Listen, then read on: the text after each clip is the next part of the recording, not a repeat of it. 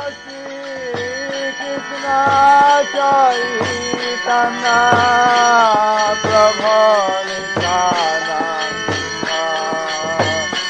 Jayapataka Swami Maharaj. The following is a lecture given by His Holiness Jayapataka Swami on March 7th, 1985 at Sridham, Mayapur. The class was given on Purnima and begins with a reading from the Srimad-Bhagavatam, 4th Canto, 27th chapter, 10th verse.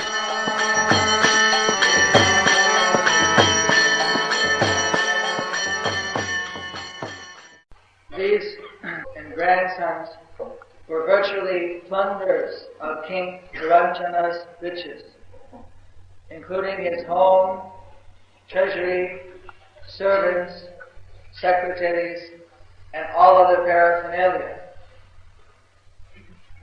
Puranjana's attachment for these things was very deep-rooted. Purport.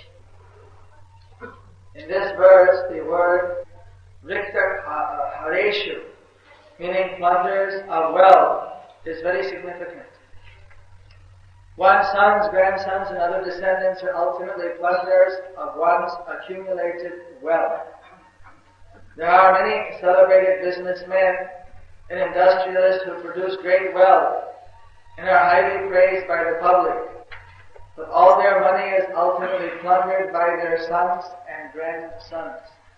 In India, we have actually seen one industrialist who, like King Puranjana, was very much sexually inclined and had a half a dozen wives. Each of these wives had a separate establishment that necessitated the expenditure of several thousands of rupees. When I was engaged in talking with him, I saw that he was very busy trying to secure money so that all his sons and daughters would get at least 500,000 rupees each. Thus, such industrialist businessmen or karmis are called mudhas in the Shastras. They work very hard, accumulate money, and are satisfied to see that this money is plundered by their sons and grandsons.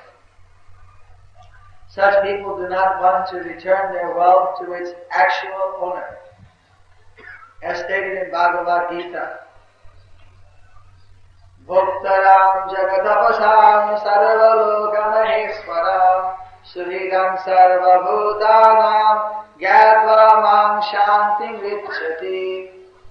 Quote, the sages, knowing me as the ultimate purpose of all sacrifices and austerities, the Supreme Lord of all planets and demigods, and the benefactor and well-wisher of all living entities, attain peace from the pains of material miseries.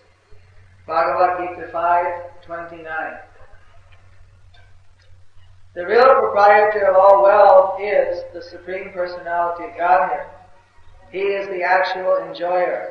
So-called earners of money are those who simply know tricks by which they can take away God's money under the guise of business and industry. After accumulating this money, they enjoy seeing it plundered by their sons and grandsons. This is the materialistic way of life. In materialistic life, one is encaged within the body and deluded by false egoism. Thus one thinks, I am this body, I am a human being, I am an American, I am an Indian. This bodily conception is due to false ego. Being deluded by false ego, one identifies himself with certain family, nation, or community. In this way, one's attachment for the material world grows deeper and deeper. Thus it becomes very difficult for the living entity to extricate himself from his entanglement. Such people are graphically described in the 16th chapter of Bhagavad Gita in this way.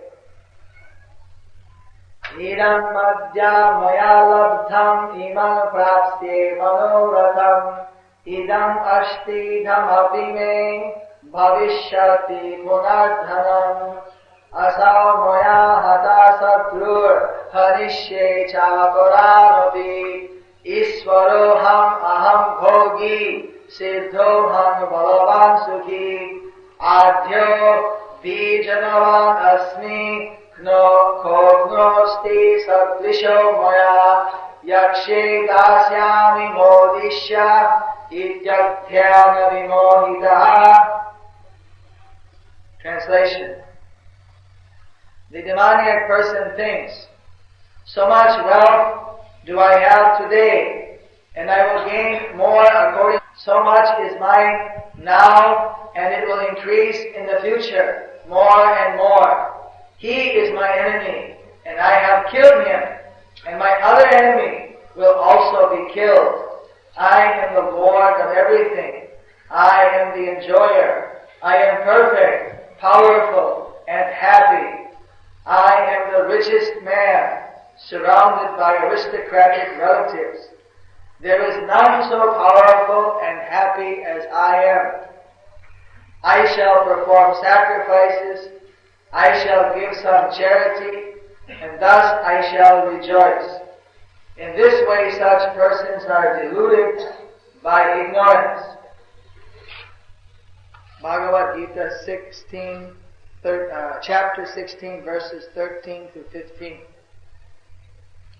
In this way, people engage in various laborious activities, and their attachment for body, home, family, nation, and community becomes more and more deep-rooted.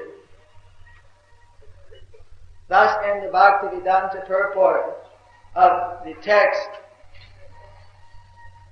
number 27, text 10, chapter 27, canto 4 of the Srimad-Bhagavatam, in the chapter entitled Attack by Chandavega on the city of Puranjana. So,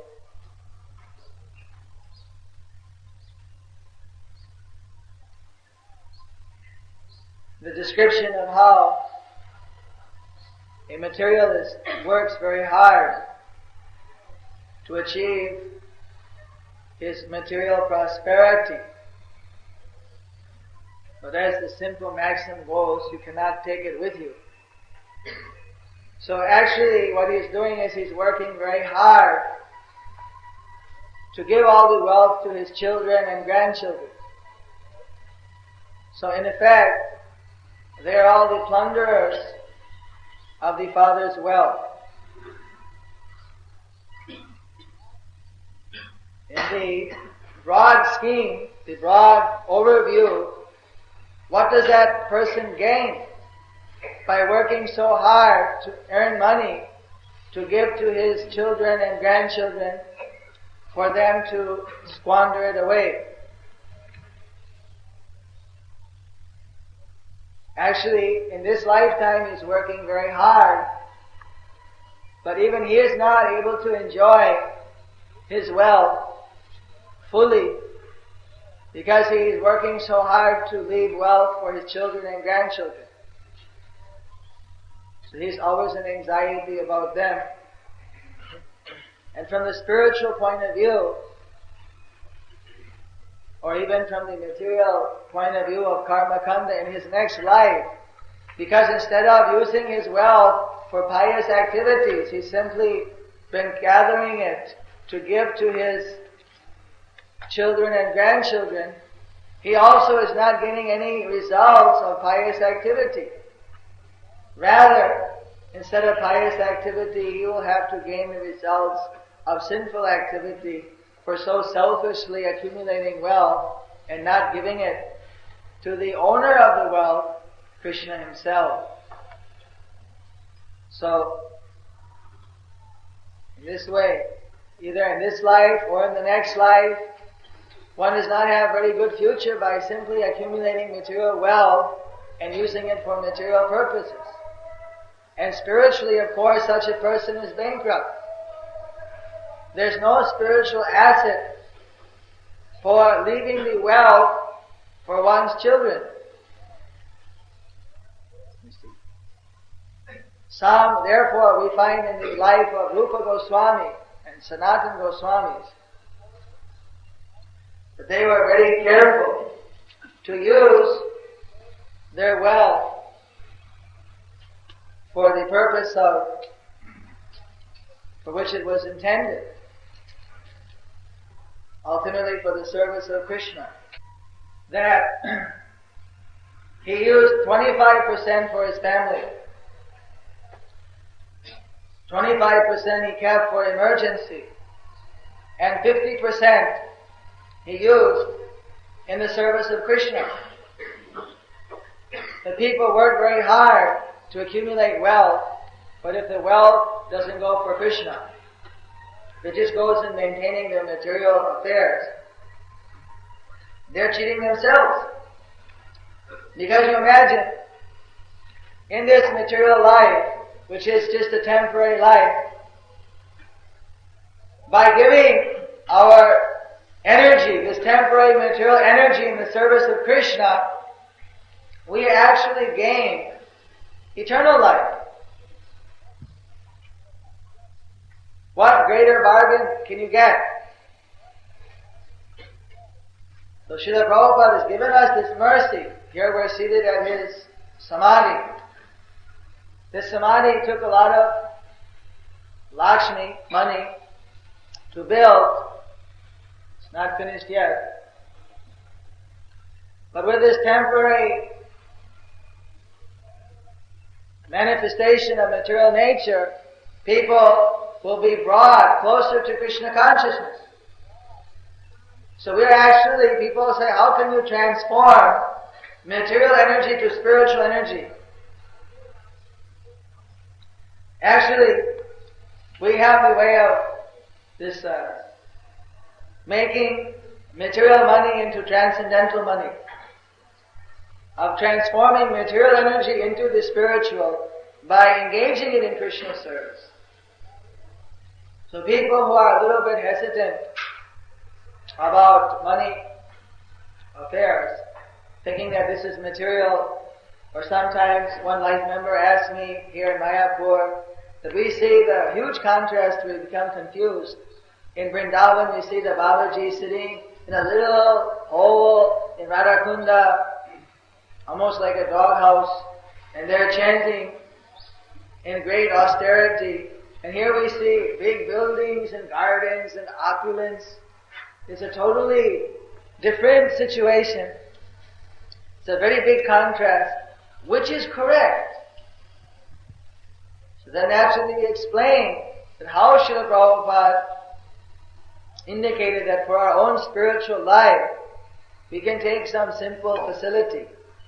But when we want to preach the glories of Chaitanya Mahaprabhu, we want to bring people back to the lotus feet of Krishna, then in that case, we build in this Kali Yuga all these materialistic, rajasic buildings, so that the people can be brought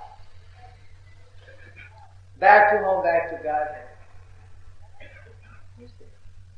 Because these developments are going on, the service of the devotees is being exchanged for Lakshmi, and that's being re-exchanged for building these preaching weapons or instruments or whatever you like to call it, facilities, whereby people's faith and their faith is enhanced, they're being attracted, they're able to hear the transcendental vibrations. In this way their lives are made perfect, and it's being, catalyzed or encouraged by this transformation of material energy. So one time Srila Prabhupada told us that my big temple in Mayapur, this is going to be built primarily through book distribution. He said, by distributing my literatures, my books, the percentage which will come from that will build the main temple in Mayapur. As I mentioned before in one of the parikramas, although everyone didn't go, the Lord Nityananda had predicted that there would be, in the future, centuries, there would be, he said, after 400 years, sometime after 400 years, now we're in the 499, as of today, after the 400th year, sometime there would become a wonderful temple for Lord Chaitanya Mahaprabhu. And this wonderful temple would expand the eternal principle of Lord Chaitanya all over the world. So, it's a big race. Who can get this opportunity of fulfilling Lord Nityananda's prediction? Prabhupada, here sitting in Mayapur, he told us that the secret of success in spiritual life is to please the spiritual master and the previous spiritual masters. Of course, directly what orders we get from the spiritual master, that is none different from the words of Krishna. It's more important to fulfill that even in our own life. But similarly, the words of the previous acharyas, these are also to be considered, and we should try to fulfill their desires as far as possible. Then we can attract their very special mercy. We can attract their mercy, and thus we can advance very quickly in pure devotional service. So, even Krishna is eager to please his devotees. Why shouldn't we be very eager to try to satisfy every expressed desire given by Srila Prabhupada or the previous acharyas? Even Chaitanya Mahaprabhu came to this world simply to satisfy his devotees. Advaita Gosai, Haridas Thakur, they were praying to Chaitanya Mahaprabhu, begging him to come down into this material world. Because of their very intense prayer, Lord Chaitanya came down. This was revealed by Chaitanya Mahaprabhu himself. After he manifested his transcendental qualities of Sankirtan, after he returned back from Gaura, where he had performed the Pindi Dan for Jagannath Misra, and he had received initiation from Iswar Puri, he manifested his devotional attitude in a very open way, for before that it was covered when he was as Nimai Pandit. So at that time, Chaitanya Mahaprabhu, he called Ramdas Pandit, the brother of Srivas. The Ramdas, you go and you tell Advaita Gosai that Lord for whom he cried, that Lord for whose coming he had performed tapasya and austerities, that Lord for whose coming he had loudly shouted,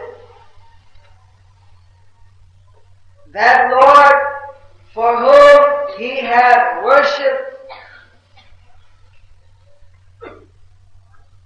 so that he would come in this material world, that Lord is now here in Nadia. You go tell him. Well, Ramdas went to the house of Advaita. He ran and went towards his house. And as he was running, he realized he didn't know where Advaita lived.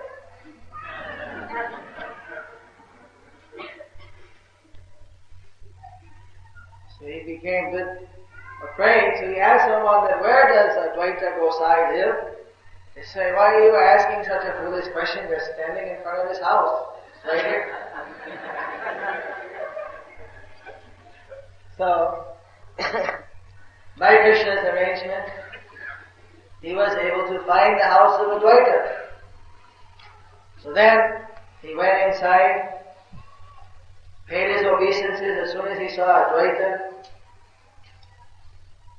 And there Advaita was very busy. I mean, at that time he was running here and there, very, almost agitated or just very animated. And without saying a word, Advaita started to just chastise him. How is it possible that Sri Krishna can come in this Kali Yuga? How is that possible?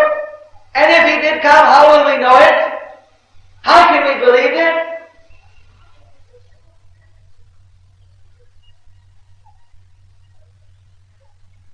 Ramdas was astonished. I didn't say anything.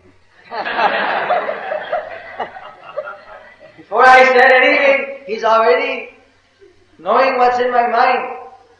So of course he knew that, well, this Advaita Gosai is very famous for being a very special.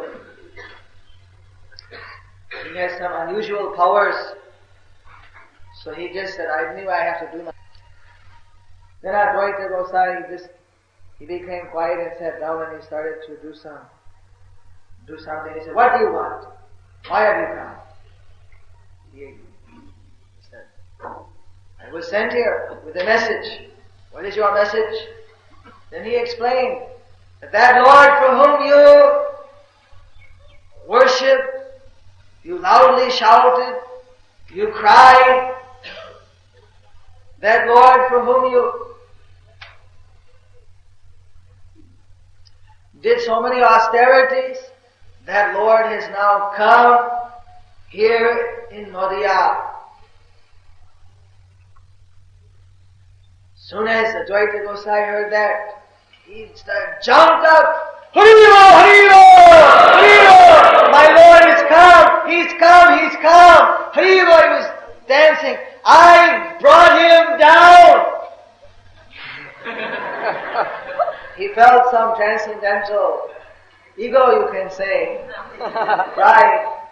I have brought him down! He's come! He's come! Hariro! Hariro! Dancing. Ramdas was astonished to see this expression of ecstasy, transcendental characteristic. Suddenly, however, Advaita became very serious. Again he challenged, how do I know? What if I'm being cheated? What if he's not my Pranonath? What if he's not the Lord of my soul? The Lord of my life? No, I won't go. I'm not going to. Ramdas didn't know what to do. He was finding Advaita's sublime personality so deep that it was beyond his reach to grasp. The Lord is waiting for you. He said, no, I won't go. Then he said, all right, I'm not going, but I'm going to hide by the side to see what happens. If he's really the Lord of my life, if he's the Supreme Personality of Godhead, it means he's Super Soul. He knows what we're doing, what we're thinking, better than we know. So he'll call me even without my announcing myself. I'll be hiding in the side. And if he's really the Lord, then he will show me his transcendental glory and he'll put his lotus feet on my head. If this happens, then I'll know that in fact he is Krishna himself come down. Otherwise, I won't believe it. How can we believe it? In the meantime, Sitarani, the consort of Advaita, she had already prepared the puja tray just in case. She was very expert. Vaishnavi. So the two of them, they went off. And Ramdas, he was on his own. So he had to run back again to see Chaitanya Mahaprabhu. And Advaita Goswami went and he hid somewhere in the side. Before Ramdas came and offered his obeisances to Chaitanya Mahaprabhu, before he could say anything, Mahaprabhu started shouting out, Narai, Narai, Narai, which was the nickname of Advaita Gosai. It's Advaita, like that. Narai is calling out, you come out! I know you're hiding! Why are you trying to avoid me? You come out, you come here. So Advaita, he was already discovered. So he came out, followed by Sitarani. And he paid his obeisances. When he looked up, there he could see the transcendental form of Chaitanya Mahaprabhu, not as Nimai Pandit, but in full glory, manifesting more effulgence than millions of suns. So bright that the whole material world was covered by that Jyoti, that Brahma Jyoti emanating from the Supreme Personality of Godhead in his form as Sri Chaitanya Mahaprabhu. In fact, nothing was visible except for the Lord and his eternal parshads, his eternal associates. Nityananda, he was holding one umbrella, like this the other associate. Otherwise, the whole material world was invisible. There, demigods, seeing this form of transcendental glory, they were worshipping the Lord. Seeing that form, then Advaita again offered his obeisances. And Lord Chaitanya was chastising him while you were hiding, and he went and he put his lotus feet on the head of Advaita Gosai. So in this way, the Supreme Lord was called into this material world by his devotee, Advaita Gosai, Haridas Thakur. He came to please his devotees. That Krishna says, Pritranaya Samnam Vinashaya Chaduskritam. I come to deliver my devotees and to destroy the demons. But Prabhupada explained that demons can be destroyed by other means. This is not the primary reason. Primary reason is Pritranaya Samnam. To please his devotees. So, even Krishna himself is dedicated to pleasing his devotees. So much so that he comes in the material world, he manifests his pastimes. Then how much, to what extent, to how much should we be dedicated to pleasing the transcendental desires of the pure devotee, Srila Prabhupada, and the previous acharyas? Krishna himself is wanting to satisfy their desires. That means that practically speaking, if we try to fulfill their desires, it automatically our success is assured very easily. Because we'll have the full backing of Krishna. If we try to do our own independent program, we may get some temporary effect, but spiritually there won't be the real energy or force there. So this Krishna conscious movement, therefore, is based on this principle of serving the servant of the servant of the servant of Krishna. So, because the Supreme Personality of Godhead expansion as devotee, Sri Nityananda Prabhu, wanted there be a huge temple near Mayapur Dham. Because this was repeated by the other great devotees, especially Prabhupada himself laid the foundation stone, we are racing to complete this within our lifetimes, within the shortest possible time, because we would like to get that mercy of being able to please the devotees, the desires of the dear devotees of the Lord. Similarly, so many other desires have been expressed, and devotees we are dedicated to, or you are all dedicated to satisfying those all over the world.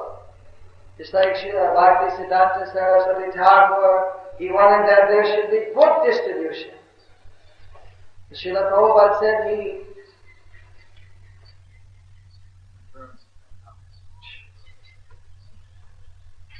that he had made this International Society for Krishna Consciousness to fulfill the desires of Bhaktisiddhanta Saraswati Thakur.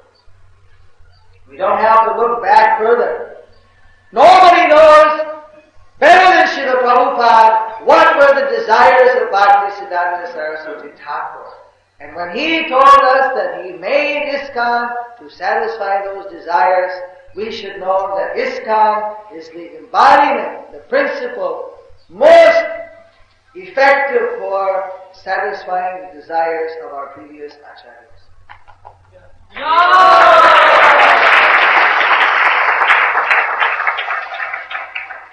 So, by that simple people, I remember Prabhupada preaching here in India, they asked, where does all your money come from?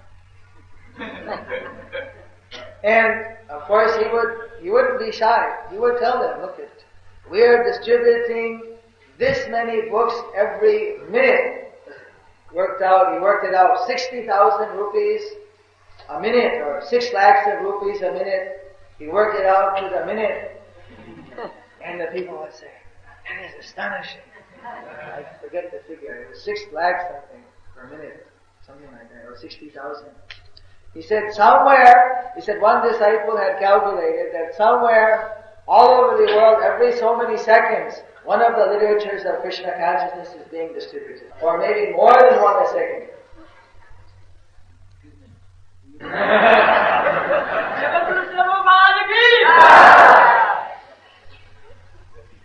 Actually, the Hussain Shah, he asked his minister one time, what do you think of this Chaitanya Mahaprabhu? And of course the minister was a Hindu, so he was afraid that if I say what I feel, then maybe he'll do something against Chaitanya Mahaprabhu. So he said, he's a fakir, you see, like a wandering mendicant, he doesn't have any money or anything, he's just, you see, doing some chanting and things is nothing very important. You don't have to be worried about that. No, he kept pressing. No, he's having so many thousands of people following him. They tried to play it down. Because he was a ferocious Mohammedan ruler, and he was known even to break down temples when he was going and attacking in other countries, other princely states. So they were trying to protect Chaitanya Mahaprabhu. And when he was very serious, Hussain Shah said, no! If you want to know my opinion, I think that this Chi Chaitanya, he is not different from Hoda, from Allah. They were astonished. This is coming from the Mohammedan ruler. He's saying that Chaitanya Mahaprabhu is not different from Allah. How could this be?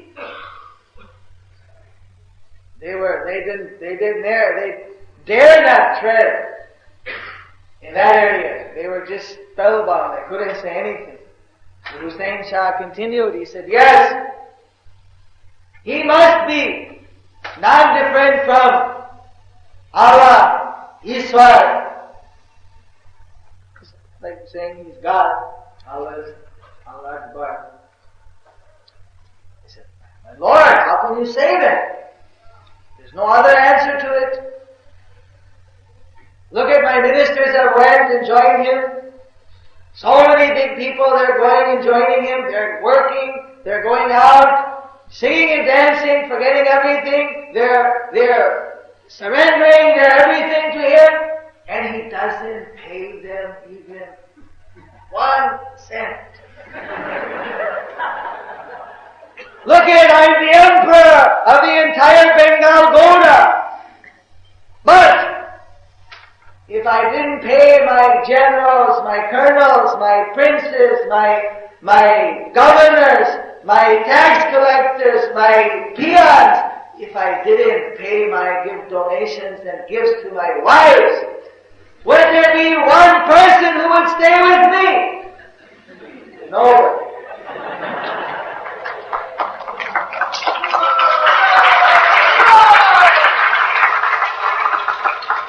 Therefore, Chaitanya Mahaprabhu must be God himself.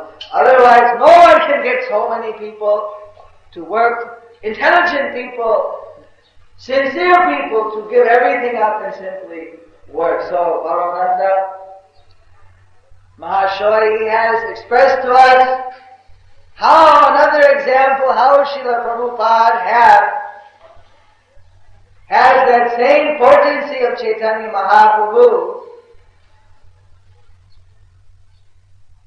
in him to get thousands and hundreds of thousands of people all over the world to take up this Krishna consciousness movement without any material incentive, but for pure devotion. So, just as Srila Prabhupada, just in conclusion, as he told us that in preaching there were provisions to distribute books. And just by distributing books, the Brihat Midranga, people are made devotees. Just last night, who was lecturing last night? Did you, Maharaja, say? Yes, it was Bhakti Prabhav Swami Maharaj. He told us how he was the librarian for a library in Vrindavan, in one of the Vaishnava libraries. And there, the Back to Godhead magazine would come. And he would wait for the magazine with rapt desire when it would come. He would read the Back to Godhead. You were sending them. Prabhupada gave me addresses of libraries.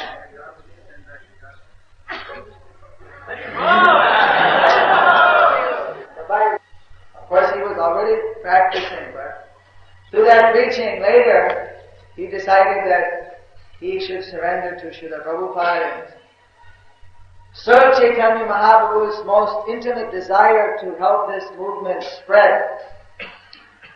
So just as these books, they go so many different places. You can't, I was interviewing some devotees, even here in India. How did you become a devotee?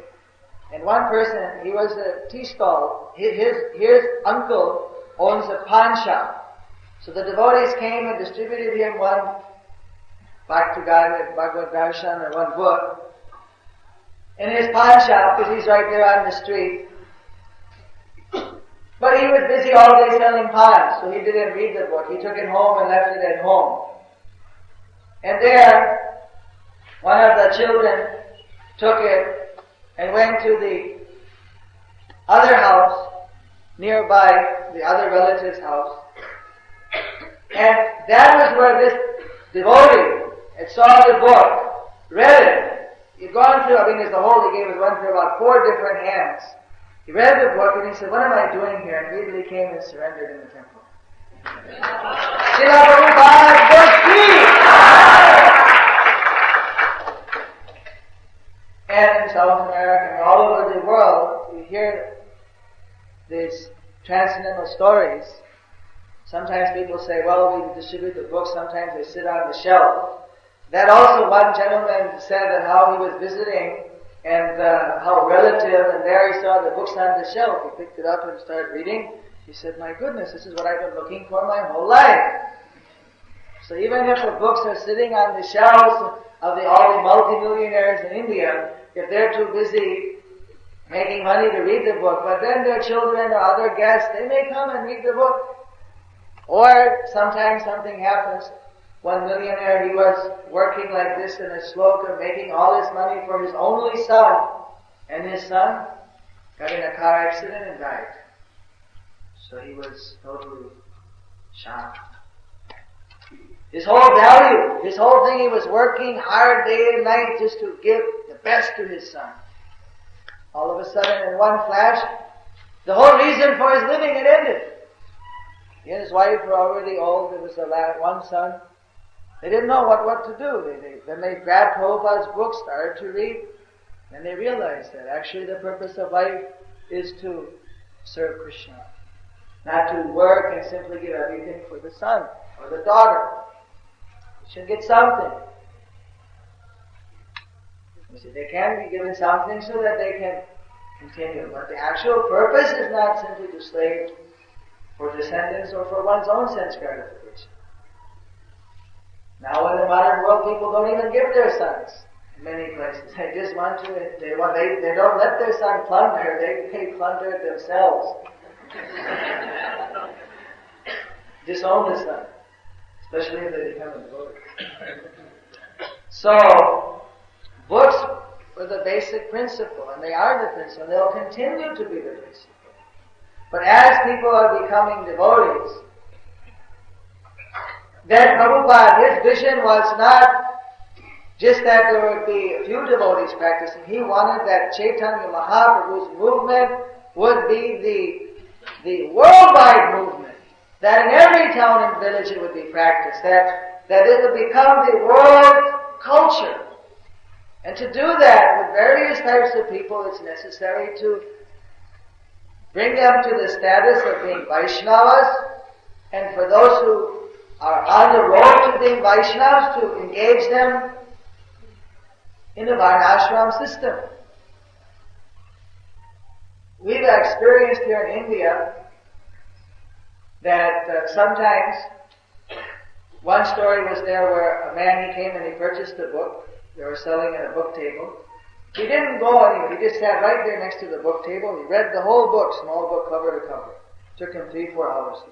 He was glued, reading the book. He finished the book. He asked the boy, I'm convinced. Srila Prabhupada ki jai.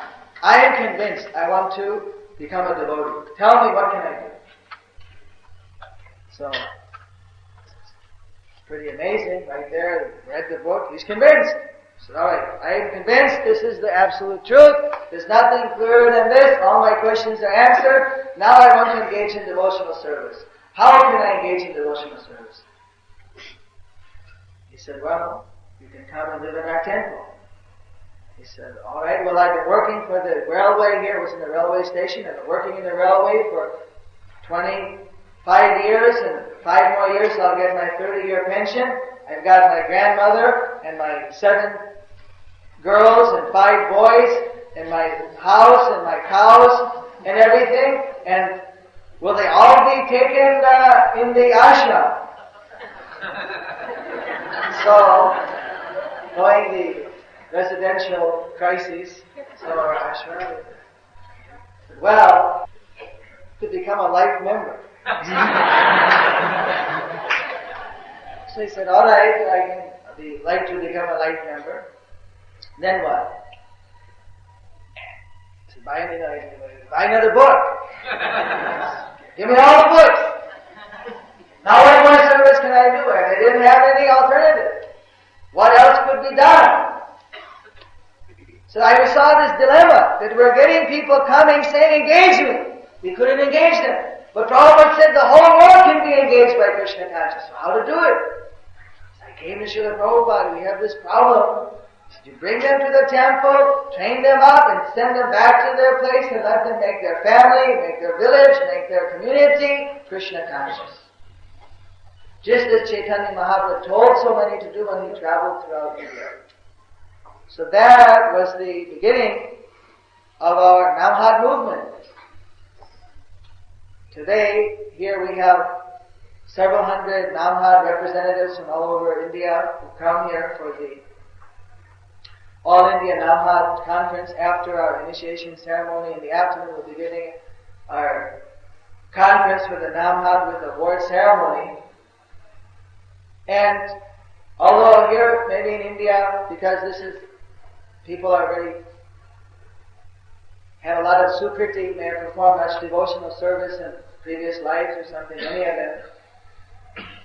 But I'm sure that around the world, more and more, as people read Prabhupada's books and become purified, hear kirtan, there are going to be more and more and more and more people who are better suited to be engaged in some varnashram context and can do practical devotional service, preaching in their community. Everyone is not going to be able to live in our temples. This Prabhupada personally told me in 1970 when he called me to Los Angeles to send me to India. We were going on a morning walk. All of a sudden, just out of the sky blue, he stopped and he just, well, there wasn't any lead on, he was just chanting japa, we were all walking. He just stopped and he just spoke this phrase. He said, "Don't think everybody's going to live in our temples." He said, just like there are so many churches and communities, there will be so many, Hare Krishna ISKCON temples. And there will be many people who are chanting Hare Krishna, and they come to the temple for Sunday or some weekend or some function, but they are practicing Krishna consciousness in their home. Then he didn't say any more. He continued japa and kept on walking. And that practically was just in the back of my head, but I never really fitted exactly what that instruction meant until this whole situation happened, where I could see that if you distribute enough books, people become pious and more interested in Krishna consciousness. Eventually, they want to engage in devotional service. But some of them are more suited towards living this type of Brahminical life in a temple and becoming preachers, and others are more suited towards some Vaishya type of activity where they make money or they do some grow crops, and they should give the crops to the Krishna conscious preachers. So of course, you can see that now in Europe and America and South America and Africa and different places, this is happening more and more. That Brahmananda Maharaj Mahaswami mentioned how one gentleman came in from Nigeria. He was the richest man of Nigeria. He just was here in our guest house. Actually, people like that, we need them to continue to make money and give it for distributing more books, for building nice temples. There's nothing wrong with that. That's proper yukta vairagya. Prabhupada used to criticize sometimes the wealthy people in India. They decide to renounce the world. They give all the money to their children and grandchildren, and they come empty-handed to Krishna. So why should they work the whole life? They give it all away to their relative. They come to Krishna. Here I am. I'm detached. I have nothing. They should come and give something to Krishna. He's the owner. They could do something with that money to uplift other people. Why just give it for the sense gratification of the relatives? So, as Rupa and Sanatana did. So that way, the birthplace of Chaitanya Mahaprabhu temple, there was one Sakhi Charan Rai, one devotee. And he wanted to surrender to Chaitanya Mahaprabhu, to Bhakti Siddhanta Saraswati Thakur. So he said, what's the best thing I can do? He said, I want to build this temple for Mahaprabhu at his birthplace. So he came and he gave his entire wealth to the last paisa, to the last pence paisa, cent. He gave everything, and the whole thing, well, that's what built that temple. There were some other donations, but primarily his donation. And then he just renounced in that way, and he took up his devotional service, chanting. That was, his deity is there at the gateway. He was one of the only disciples given Babaji. He said, I can't preach. I've been a businessman. I'm in my last 2 years of my life.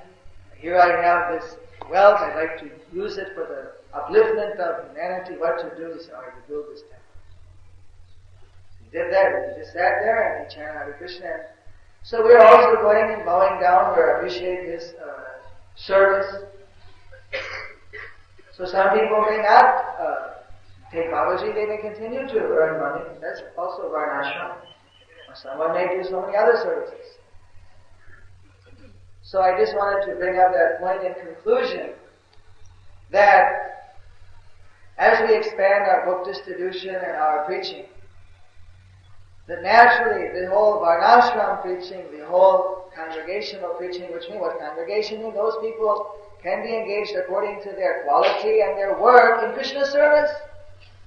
They're not all going to have spontaneous devotional service. It may take some time, but they'll chant Hare Krishna and they'll be able to engage in devotional service.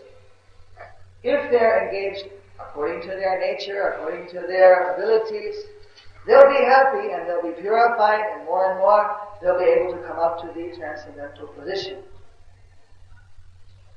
So that is the actual purpose. We should, rather than serving our children and grandchildren, we should serve our spiritual fathers, grandfathers, great-grandfathers in the disciplic succession. And that's why Prabhupada said that I am just like a child. Sannyasi is like a child in the hand. You see, the disciples are like parents, they take care. So here, Prabhupada has put himself in our hands in this Samadhi temple so that the whole world, and in Vrindavan, the whole world can worship him, take care of him. And he's continuing to put every day himself in our hands, in his Vani form, in his books. And then we can serve his books by giving those books to people all over the world so that they can read, become purified, and engage themselves in devotional service under the shelter of this wonderful international society for Krishna consciousness. Hare Krishna.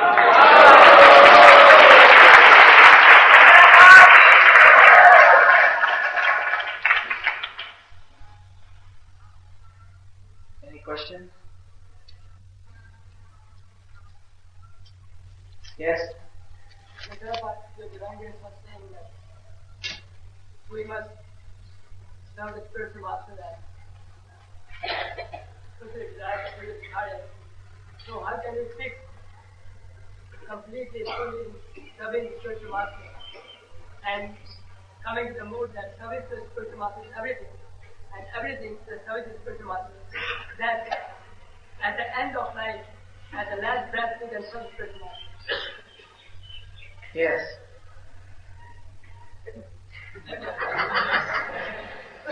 By doing that. Another one of those how-to questions. You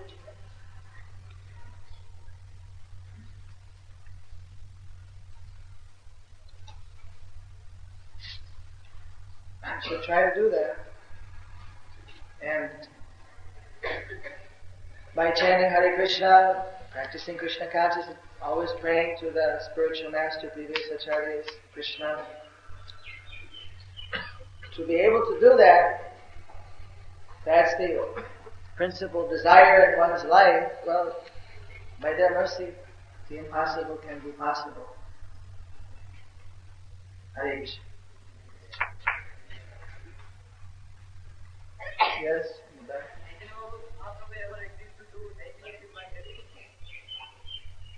Did Chaitanya Mahaprabhu ever agree to do deity worship by ladies? His mother did deity worship in her house, Mother Sachi, to Krishna and Balaram. His mother did worship in their house, offered prasad. In that big formal temples, generally the male pujaris are there, but sometimes if they fall sick, their wife may also come and somehow or other keep the worship going. The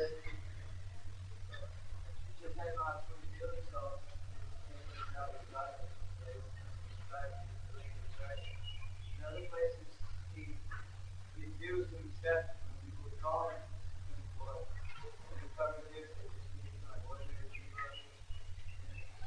around the world, people accept him as a great saint, or scholar, or as a propagator of right now.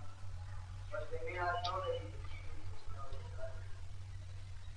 Well, if they accept him with respect, or at least they'll be not guilty of the greatest offenses, and they'll be able to advance something.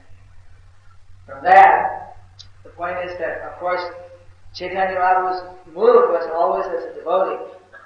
Sometimes he fell into entered into his Krishna mood. And at that time, in his own humor, he would have these unusual pastimes. That didn't happen very often, it was very rare. But just like they were singing out the 1,000 names of Vishnu, and when he heard the name Nrsimhadev, he just got into the mood of Nrsimha at that moment, and he forgot his devotional mood. Sometimes he was worshipped by Advaita Gosai. When Advaita could see that he was in that mood, other times if Advaita tried to touch his feet, he'd run. He said, no, you are the senior Brahmin. So, actually I got absorbed. There was a resolution that we should start this year reading from the Chaitanya Charitamrita for some time every day. So actually I just wanted to start the year. Right. I want to sit on. Yes. So that's a very important point. That Lord Chaitanya, he never would allow himself to be glorified like that. But on 2-3 occasions, due to falling in some transcendental ecstasy in that particular mood, the devotees could actually see that aspect of Lord Chaitanya revealed.